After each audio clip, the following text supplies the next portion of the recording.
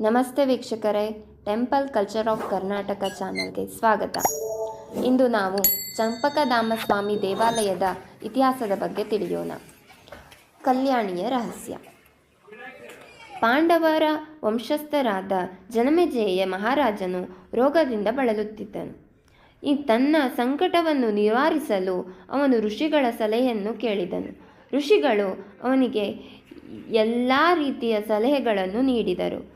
ಅವರ ಪೂರ್ವಜರು ನಿರ್ಮಿಸಿದ ದೇವಾಲಯಗಳಿಗೆ ಭೇಟಿ ನೀಡಿದರೆ ಮಾತ್ರ ನೋವುಗಳು ಮಾಯವಾಗುತ್ತದೆ ಎಂದು ಹೇಳಿದರು.